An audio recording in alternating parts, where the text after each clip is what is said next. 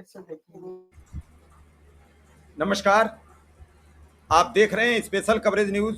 मैं हूं आपके साथ शिव कुमार। मेरे साथ हैं वरिष्ठ पत्रकार आदरणीय डॉक्टर राकेश पाठक सर। स्वागत और अभिनंदन। आज भारत के साथ जो हुआ उसकी कल्पना करना भी मुनासिब नहीं। 55 लाख की आबादी वाले देश ने 145 करोड़ से ज्यादा आवाम का नेतृत्व करने वाले प्रधानमंत्री को दौड़ा लिया। हालांकि उसका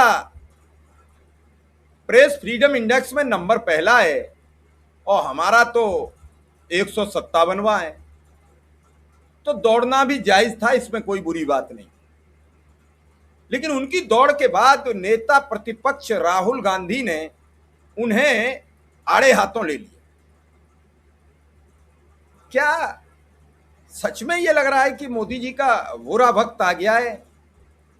और एक तरीके से जैसे कहते नहीं है कि वो आप अपना सामान तैयार कीजिए, अब आपको जाना पड़ेगा, अतिथि तुम कब जाओगे, जो फिल्म का दृश्य है वो मेरी आंखों के सामने घूम रहा है।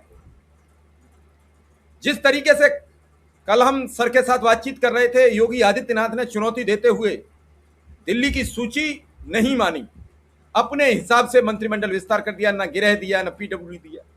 तो इसका मतलब स्थानीय स्तर पर भी लोग अब वो तरजीह नहीं दे रहे हैं जो मिलनी चाहिए, और इंटरनेशनल स्तर पर यह बुरा हाल है।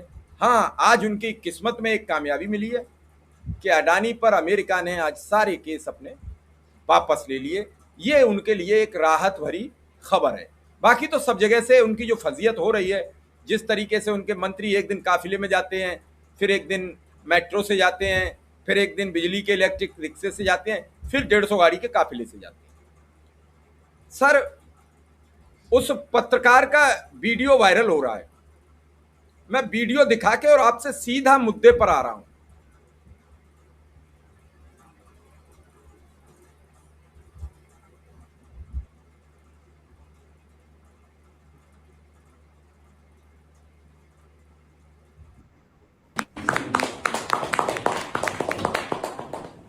Prime Minister Modi, why don't you take some questions from the freest press in the world?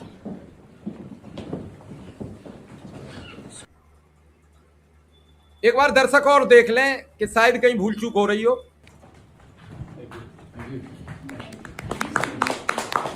ये वो हाथ मिला रहे हैं और इसके बाद पत्रकार का सवाल। Prime Minister Modi, why don't you take some questions from the freest press in the world?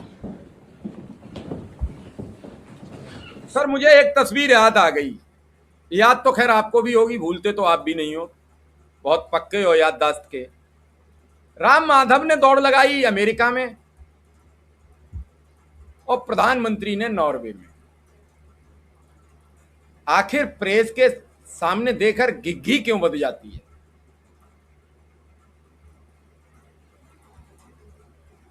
Sir mute है।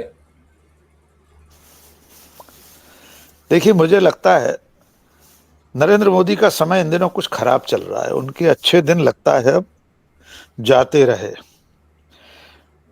हमारे आपके गांव में एक कहावत चलती है कि जब समय खराब हो तो ऊंट पर बैठे हुए आदमी को भी कुत्ता काट लेता है।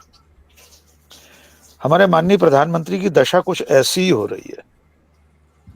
वे बड़ी खुशी खुशी विदेश यात्रा पर रवाना हुए थे, 5 देशों की यात्रा पर गए, अबू धाबी में गले मिले शेख साहब से, लेकिन उसके बाद धीरे धीरे मुहूर्त बिगड़ता चला गया।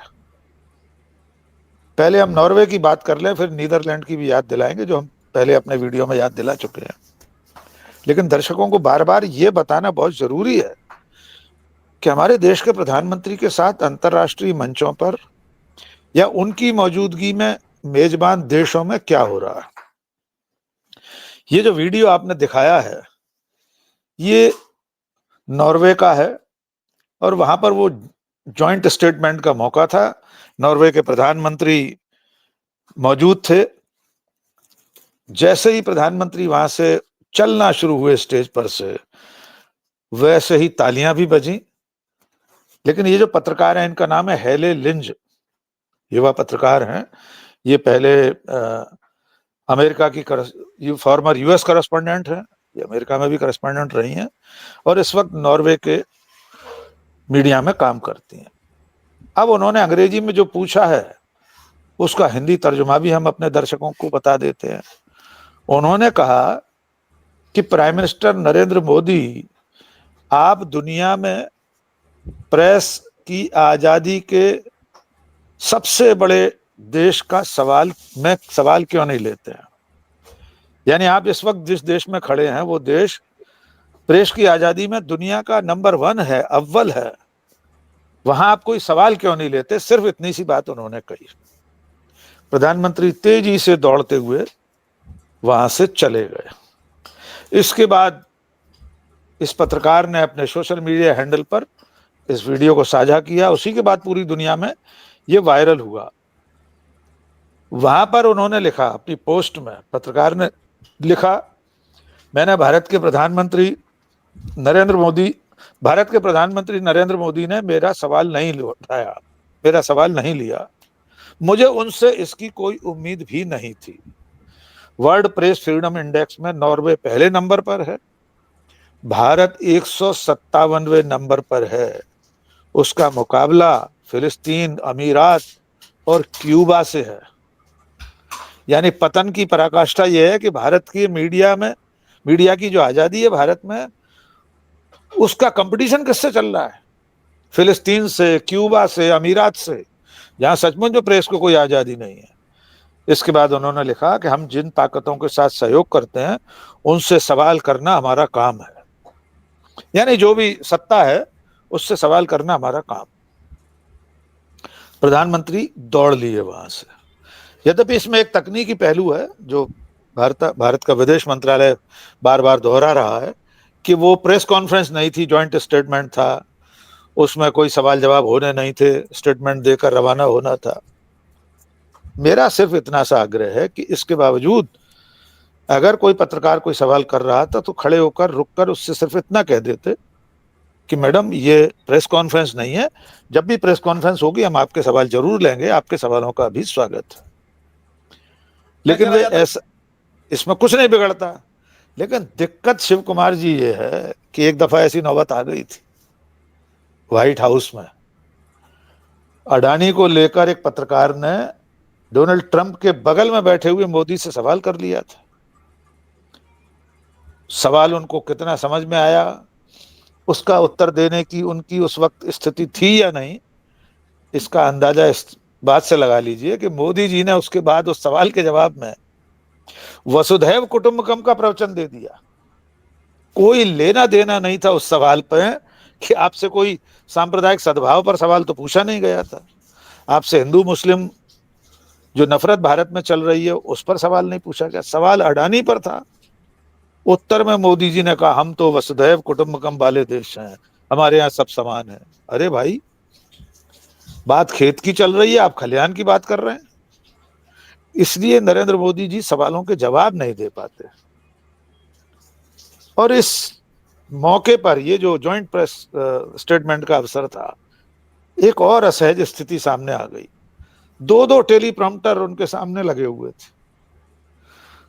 विडंबना यह है कि वहां बैठे पत्रकारों और कैमरा पर्सन्स का जो एंगल था उसमें 1-2 तस्वीरों में तो सीधे मुंह पर टेलीप्रॉम्प्टर आ गया है मोदी जी के। उसे अवॉइड नहीं किया जा सकता था, आप कुछ नहीं कर सकते। एक तस्वीर और है, उस पर आप देखिएगा, हम चाहेंगे हमारे दर्शकों को हम दिखा पाए। ये देखिए, माननीय मोदी जी के चेहरे पर ही पूरा टेलीप्रॉम्प्टर आ गया। अब कैमरा पर्सन अगर सामने होगा तो स्वाभाविक तौर पर आएगा। जो तिरछे में बैठे थे कैमरा पर्सन, उनके उसमें भी आ रहा था चेहरा। बार बार देश के प्रधानमंत्री के साथ इस तरह से टेलीप्रॉम्प्टर्स का दिखना हमारे देश के लिए अच्छा नहीं है। और इसीलिए नरेंद्र मोदी के इस तरह सवालों से भागने पर नेता प्रतिपक्ष ने भी सीधा निशाना साध दिया है। हम उस पर भी आगे बात करेंगे कि ये नौबत क्यों आई है। जी शिव कुमार सर, बड़ा उलझन तो ये है कि जो अभी आपने ये तस्वीरें दिखाई, ये साबित करती हैं कि इससे अच्छा न जाया जाए, कम जाया जाए। आप देख रहे हैं कि विश्व की 3 सबसे बड़ी शक्तियां हैं, जिनमें चाइना का नाम है, अमेरिका का नाम है, रसिया का नाम है। क्या इन 12 वर्षों में वहाँ के राष्ट्राध्यक्षों ने इतनी यात्राएं की? छोटे छोटे देश हैं, उनके राष्ट्राध्यक्ष भी इतनी यात्रा नहीं करते। नहीं करता। अब चूंकि इतनी यात्राएं करोगे तो ये बंगाल का चुनाव तो है नहीं कि झाल मुड़ी खाओ और उसकी भी रील वायरल करवाओ। शाम को कोलकाता में रोड शो करो, उसकी भी रील बनवाओ। यहाँ सब पढ़े लिखे समाज के लोग हैं, वो आपसे सवाल करना चाहते हैं, आपसे सुनना चाहते हैं। आज सोचिए आप, प्रेस फ्रीडम की जब जिक्र आया तो किन देशों के सामने हम खड़े कर दिए गए? क्यूबा, फिलिस्तीन। और जिस राष्ट्र से हम पुरस्कार लेकर लौट रहे हैं, उस राष्ट्र के पत्रकार का जवाब नहीं दे पाए, तो आप पुरस्कार मिलने की तो हैसियत समझ लीजिए क्या रही होगी। नेता प्रतिपक्ष ने सर फिर आज गंभीर सवाल कर दिया है, और उन्होंने ही बता दिया भारत को। भारत के लोग देर में समझ पाते, तब तक उन्होंने बता दिया कि मोदी पत्रकार के सवाल से भागे। राहुल से भी तो सवाल होते, राहुल क्यों नहीं भागते? सर मुझे थोड़ी सी, मैं चाहूंगा अगर राहुल गांधी का ट्वीट हम अपने दर्शकों को दिखा दें, हमारे पास है तो ज्यादा बेहतर रहेगा, फिर हम उसको पढ़कर सुना देंगे। राहुल गांधी ने लिखा अंग्रेजी में, राहुल गांधी लिखते हैं, when there is nothing to hide there is nothing to fear. अगर छुपाने को कुछ नहीं हो तो डरने की भी जरूरत नहीं होती। What happens to India's image when the world sees a compromised PM panic and run from a few question? Rahul Gandhi लिखते हैं, जब छुपाने को कुछ ना हो तो किसी बात का डर नहीं होता।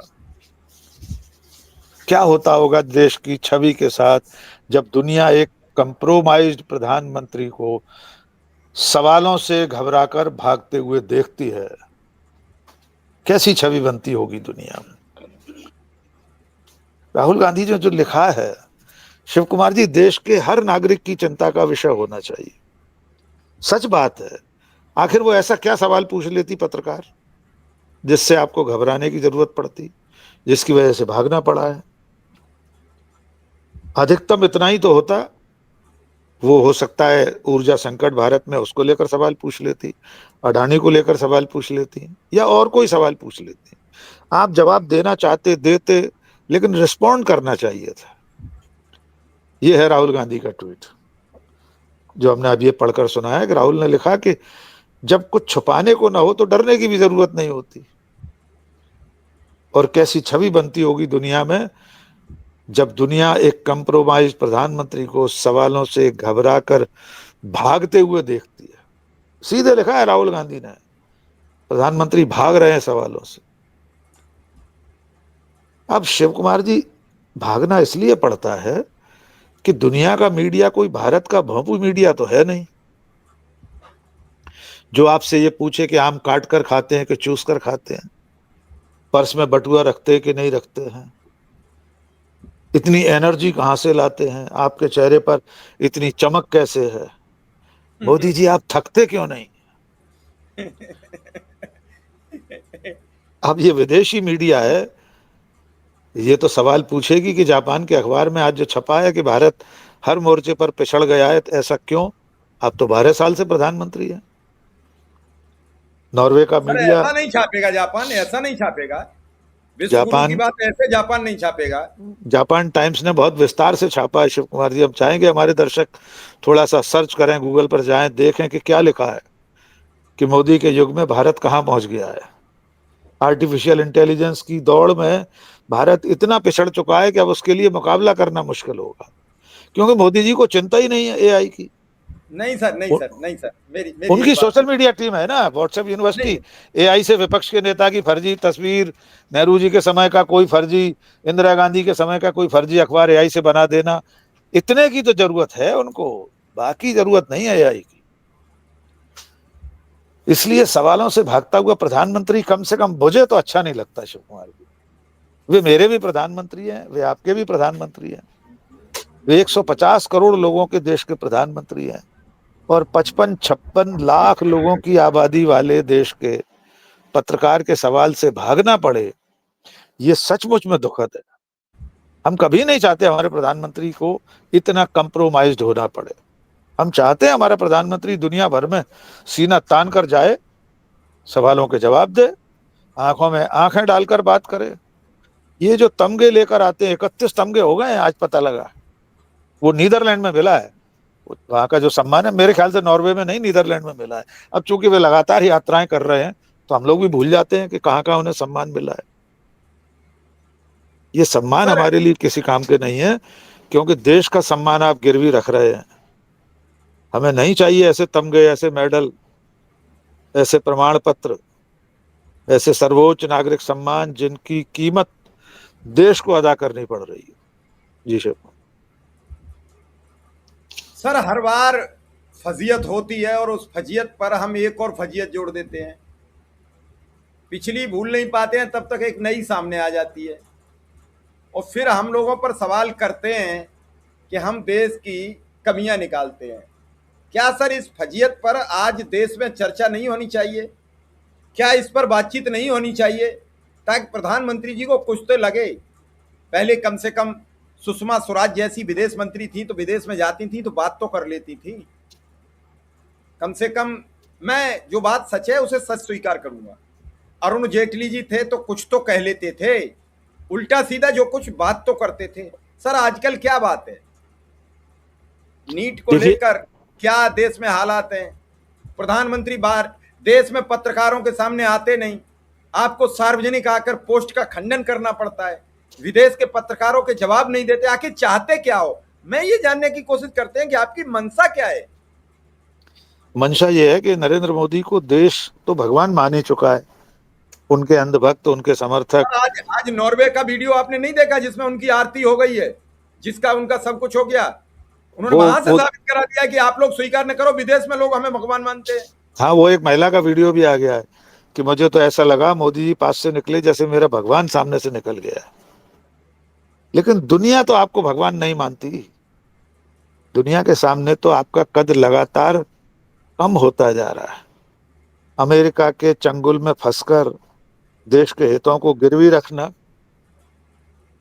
अंतर्राष्ट्रीय बिरादरी में बिल्कुल अकेले पड़ जाना, ये चाहते ये हैं कि जैसे भारत में अंधभक्त हैं वैसे पूरी दुनिया अंधभक्त बनकर उनकी पूजा करने लगे। ये प्रायोजित पूजा आप करा सकते हैं। मैं जानता हूं अमेरिका में और दुनिया के तमाम देशों में आरएसएस की एक विंग है, हिंदू स्वयंसेवक संघ। बीजेपी का अपना एक ओवरसीज का नेटवर्क है। वो इस तरह के प्रायोजित स्वागत सत्कार कराता है। छांट कर कोई ना कोई ऐसी महिला लेकर आई जाती है जो कहेगी कि मेरे तो भाग्य खुल गए, आज मैंने मोदी जी से हाथ मिला दिया, अब मैं 3 दिन तक हाथ नहीं धोऊंगी। इस सब चीज से देश को क्या हासिल होता है? उनकी मंशा बिल्कुल स्पष्ट है कि वे सवालों से परे हैं। वे नहीं चाहते कि दुनिया में उनसे कोई सवाल पूछे, न तो भारत में न विदेशों में। जबकि आज की दुनिया में जवाबदेही सबकी है। डोनाल्ड ट्रंप को भी व्हाइट हाउस में बैठकर रोज जवाब देने पड़ते हैं, भले वो हड़काते भी हैं पत्रकारों को, फिर भी वहां इतनी तो पारदर्शिता है, मीडिया को इतनी आजादी तो है कि व्हाइट हाउस में घुसकर हर दिन डोनाल्ड ट्रंप से सवाल किए जाते हैं, जवाब देने पड़ते हैं उनको। लेकिन अब नरेंद्र मोदी नाम का जो गुब्बारा था वो धीरे धीरे फूट रहा है। देश के सवालों से, देश के मुद्दों से भाग रहे मोदी अब विदेशी धरती पर भी मुद्दों से भागने को मजबूर हो गए। इससे उनकी छवि पर बहुत असर पड़ रहा होगा। और राहुल गांधी की चिंता से मैं सहमत हूं कि देश की छवि के बारे में, देश की इमेज के बारे में दुनिया क्या सोचती होगी। सवाल सिर्फ नरेंद्र मोदी का बिल्कुल नहीं है। नरेंद्र मोदी व्यक्ति नहीं है, वो देश के मुखिया हैं। उनके सम्मान के साथ देश का सम्मान जुड़ा हुआ है और वो लगातार धूल दूसरित हो रहा है। जी शिव कुमार। सर बस एक छोटी सी टिप्पणी आपसे पूछूंगा। ये जो मौजूदा चक्र चल रहा है, पूरा देश उलझ गया है, किसानों की चिंता नहीं है, नागरिकों की चिंता नहीं है, जब देश को अपने प्रधानमंत्री की हर पल आवश्यकता है, तब हमारे प्रधानमंत्री 5 दिन के लिए बाहर हैं। इस समय कौन से ऐसे देश हैं जिनके राष्ट्राध्यक्ष बाहर घूम रहे हैं? सब अपने अपने। ट्रंप लगातार ईरान को धमकी दे रहे हैं, हमले की धमकी दे रहे हैं। पता नहीं कब क्या हो जाए, और जब कब क्या हो जाएगा तो हमारा जो स्टॉक था वो अब 40 दिन पर आ गया है, और फिर 40 दिन में भी 20 दिन तो सरकार अपने लिए भी बचा के रखेगी, इमरजेंसी रिलीफ के लिए रखेगी।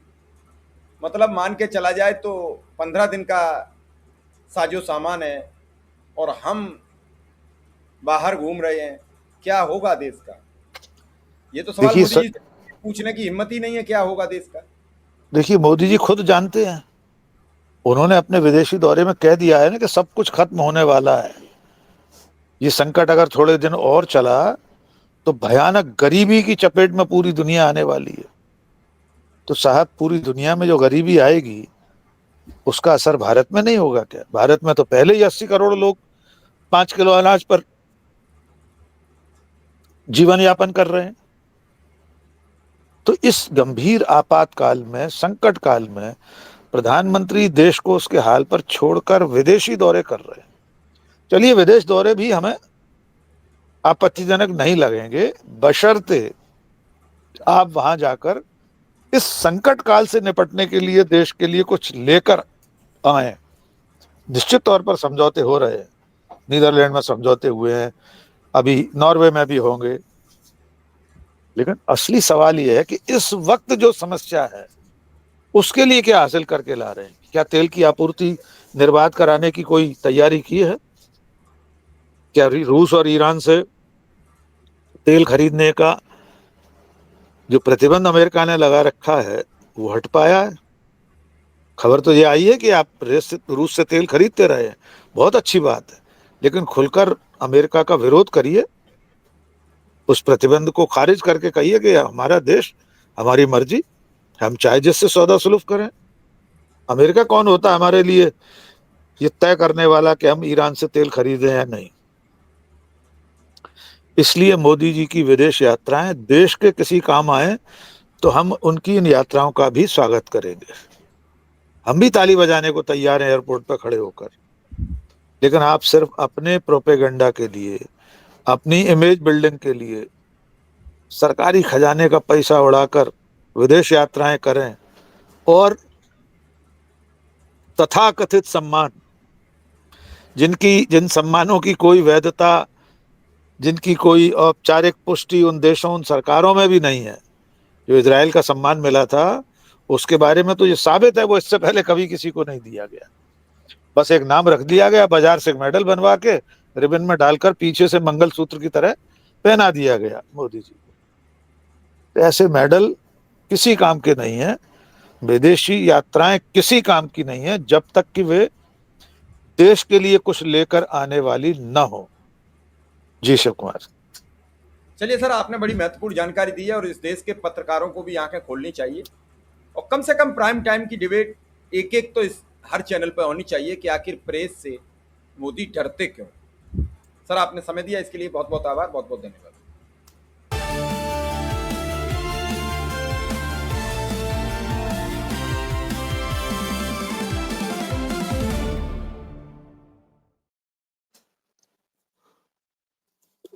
कल करते